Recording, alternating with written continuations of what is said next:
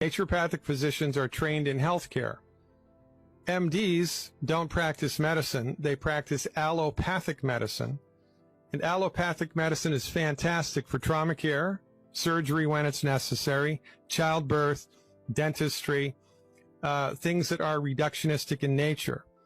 But when it comes to treating chronic illnesses, things that most people go to the doctor for most of the time, MD-directed allopathic medicine, it's a failed methodology. Because the medical doctors, in point of fact, your medical doctor may be the nicest person that God ever created, but your medical doctor is not trained in health care. Your medical doctor is trained in disease management. So the heartburn is never cured, it's managed. The blood pressure is never cured, it's managed. The depression, the anxiety, the blood sugar abnormality, the fibromyalgia, the arthritis, the asthma is never cured. These things are all managed. And as time goes by,